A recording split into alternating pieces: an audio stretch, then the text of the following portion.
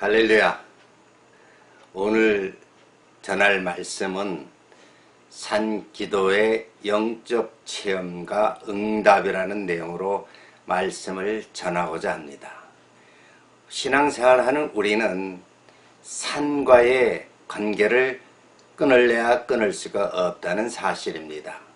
우리 인간이 처음 창조했을 때도 에덴 동산에서, 작은 동산이지만 산이라는 에덴 동산에서 출발했습니다.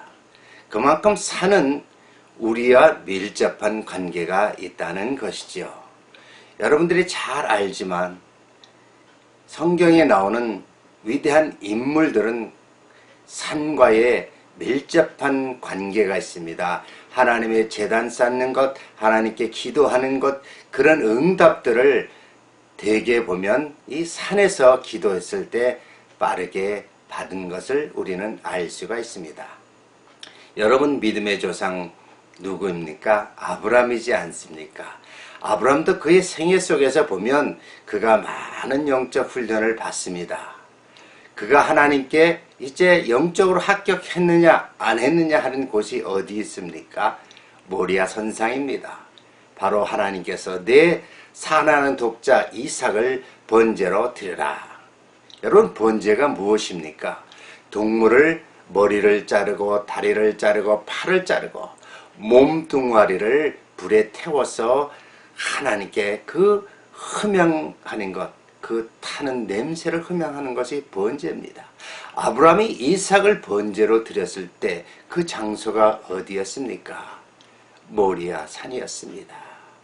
그랬을 때 하나님은 정말 아브라함이 그 사랑하는 독자 이삭을 결박해서 단을 놓고 불을 지르면서 그를 번제로 드리는 순간 하나님께서 아브라함아, 아브라함아, 내 사랑한 독자 이삭을 내게 아낌없이 번제로 드린 그 믿음을 보시고 하나님께서 그 순간 멈추시고 여호와 이레의 어린 순양을 대비해서 하나님께서 아브라함 믿음을 통과시켰습니다.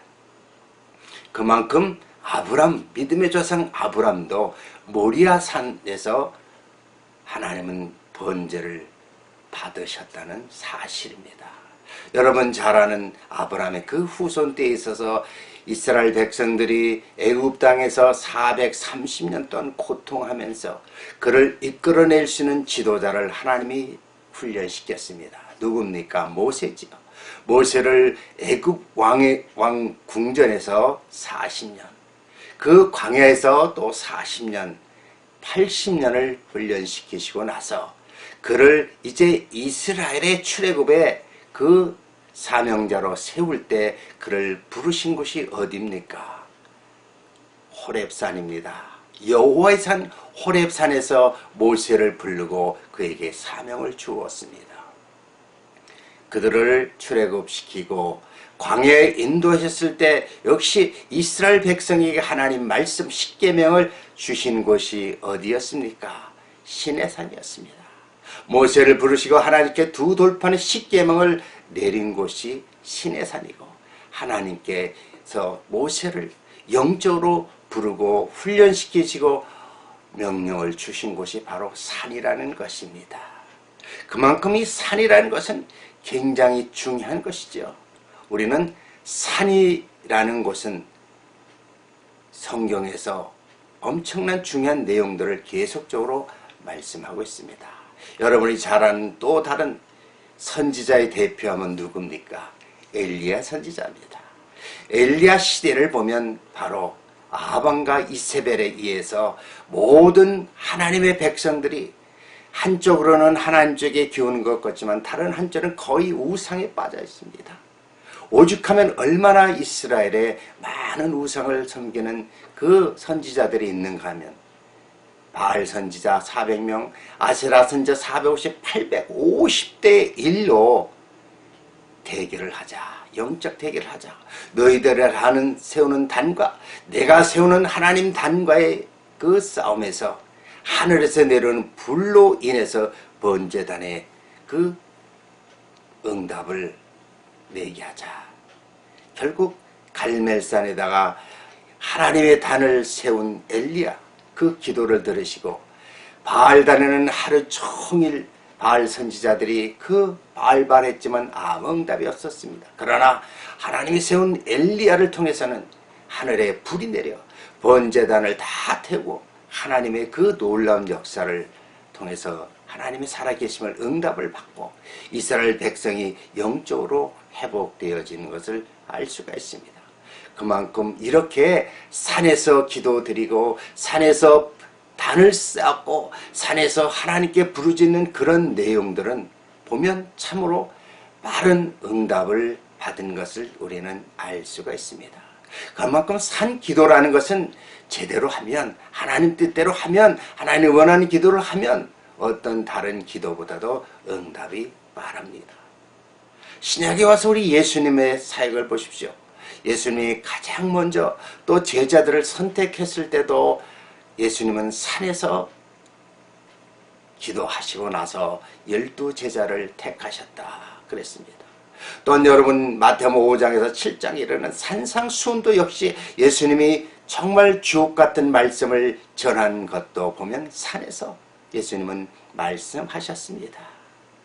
예수님의 많은 사역 중에서 중요한 일만 있으면 그분은 때로는 들에 나가서 때로는 한적한 곳에서 기도하셨지만 주로 산기도를 하셨다고 성경은 말씀하고 있습니다. 더더구나 예수님의 마지막 모든 인류를 구원하긴 최후의 기도도 어디였습니까? 감람산에 있는 그 겟세마네 동산에서 기도하셨다는 것입니다. 엘리 엘리 라마 사박다니 정말 그는 땀방울이 핏방울이 되도록 온 인류의 구원을 위해서 그분은 기도하셨다는 사실입니다. 이만큼 삼기도는 성경을 통해서 우리에게 참으로 많은 중요한 내용을 시사하고 있다는 사실입니다. 오늘날 많은 성도들이 산기도를 합니다. 제가 한국에서 신학교 다닐 때도 보면요, 청계산, 삼각산, 하늘산 그 많은 유명한 산들이 있습니다. 그곳에 많은 기도원도 세워져 있고요. 많은 성도들이 그곳에 기도하고 있습니다. 특별히 제가 삼각산을 가보니까요.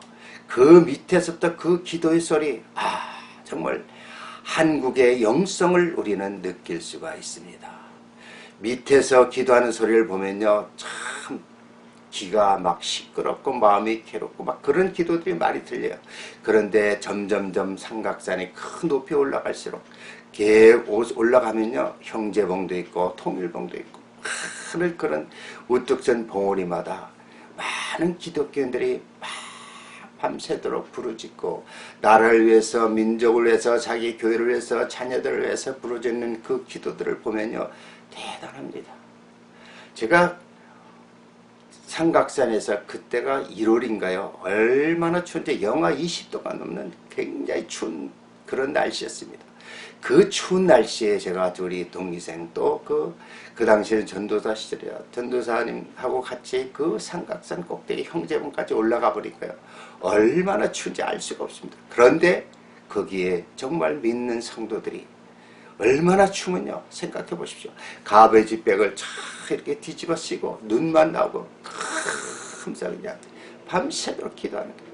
저도 이렇게 가베지백을 쓰고 기도할 때 그 모습을 생각해 보면 지금도 가슴이 뭉클합니다.